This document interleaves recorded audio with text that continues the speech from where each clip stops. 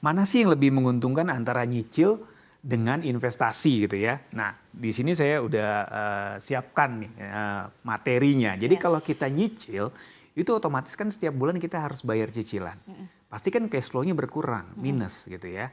Nah, ini kan bisa menjadi suatu isu kalau misalkan ternyata cash flow kita nggak cukup buat nanggung biaya operasional ya Dini ya. Misalkan buat makan, buat transportasi, komunikasi, dan lain sebagainya gitu ya. Yang kedua, pastinya kalau nyicil itu biayanya lebih besar, harga yang kita bayarkan lebih mahal, ya enggak? Karena apa? Ada bunganya, ada biaya administrasi, provisi dan lain sebagainya gitu ya. Yang ketiga, pasti kita deg-degan nih, besok kita bisa bayar cicilan gak ya bulan ini, bulan depan gimana ya? Pasti kan ada rasa deg-degan terus kan? Karena namanya orang punya utang gitu ya, pasti kan kayak dikejar-kejar gitu kan. Nah yang keempat, nah tapi memang nih ada kelebihannya juga ya, barangnya bisa kita langsung dapat gitu kan, bisa kita langsung gunakan gitu ya, kalau kita berutang karena udah ada yang bayarin dulu gitu ya. Nah lalu gimana kalau investasi? Nah kalau investasi biasanya likuiditas kita lebih terjaga. Kenapa? Karena kita kalau udah terkumpul uangnya kita bisa bayar langsung cash gitu ya. Kita nggak perlu worry lagi nanti bayar utangnya gimana, cicilannya gimana gitu. Jadi sangat less worry gitu ya. Nah tapi memang kekurangannya ya pasti barangnya baru nanti kita dapat kalau uangnya atau dananya sudah cukup gitu kan.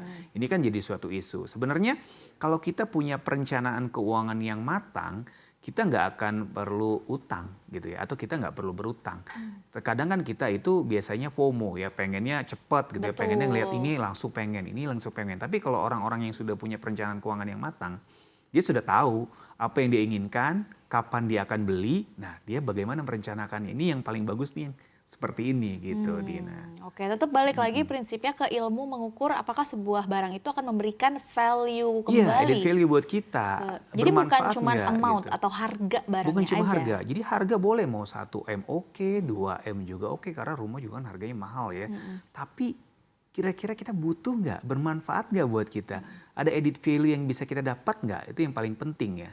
Yang kedua ya, kita mampu nggak ya untuk membiayai cicilannya gitu, kalau memang harus berutang gitu ya. Oke, baik. Katakan rumah. Kalau rumah kan nggak bisa diukur sesuatu. Mungkin kalau rumah gitu, ada yang terukur, ada yang tidak terukur. Yakni kenyamanan misalnya. Kenyamanan kan kita nggak bisa menghitung rupiahnya gitu. Feedbacknya ke kita seperti apa. Begitu ya Mas Ai kurang lebih? Betul. Jadi kita misalkan punya impian nih. Pasti Dina juga punya impian dong. Kalau pengen punya rumah tuh pengennya yang kayak gimana. Yang A, B, C, D, E, F, G. Itu kan bisa kita kuantifikasi gitu ya. Kira-kira kalau kenyamanan seperti ini, biaya yang harus kita keluarkan berapa. Terus kapan kita pengen punya rumah itu gitu ya, apakah setahun lagi, 3 tahun lagi, 5 tahun lagi. Nah itu kan harus bisa kita rencanakan gitu ya dengan investasi. Alternatifnya ini beberapa, jadi misalkan kalau jangka pendek kita taruh aja di deposito atau reksadana pasar uang supaya lebih aman, karena dia relatifly resikonya lebih kecil gitu ya. Tapi kalau misalkan masih jangka menengah 3-5 tahun, bisa kita taruh di SBN gitu ya, atau mungkin di reksadana pendapatan tetap. Atau kalau masih lama, 10 tahun lagi deh pengen punya rumahnya ketika nanti sudah menikah gitu kan. Ya bisa kita taruh di saham atau di futures. Tapi ini juga harus kita tahu dulu ya, sahamnya yang seperti apa, futuresnya yang seperti apa. Jadi jangan sampai kita main asal taruh aja. Jadi benar-benar harus kita pelajari resikonya juga gitu ya, selain imbal hasilnya atau returnnya gitu Dina. Oke, baik. Memang kalau kita bicara soal barang apa sih yang mau kita beli ini panjang lagi ya. Panjang Terutama lagi. kalau rumah. Iya. Perdebatan antara kayak KPR dulu, mending KPR atau bayar lunas, ini kita bisa satu episode lagi Mas Ai ya. Betul, nanti mungkin kita bikin episode tersendiri ya. Nggak apa-apa ya, ini saatnya nih Mas Ai, financial expert CNBC Indonesia, berbagi tips cermat bagi Sobat Cuan untuk memilih cicilan atau menabung buat beli barang impian secara general dulu nih Mas ya. Jangan yang rumah, karena nanti episode beda. Silakan Mas Ai. Oke, buat Sobat Cuan yang ingin memiliki barang impian, baik itu dengan harga murah maupun harga mahal, jangka pendek atau jangka panjang, boleh berhutang, tapi ada beberapa syarat yang harus dipenuhi. Pertama, apakah barang tersebut bermanfaat buat kita? Kedua, seberapa urgent kita memiliki barang tersebut? Kalau memang ternyata urgensinya masih lama, kenapa enggak kita cicil dulu dengan investasi, baru kita beli dengan cash gitu ya.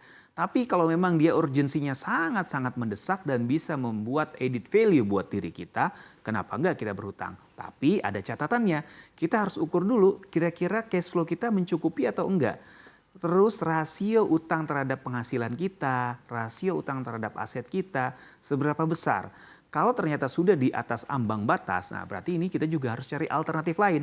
Misalkan kita cari passive income yang lain, atau mungkin kita tunda, atau kita cari barang substitusinya sehingga bisa mencukupi dengan kebutuhan dan juga keuangan kita. Nah, itu cara cerdas dalam memiliki barang impian tanpa harus khawatir di kemudian hari.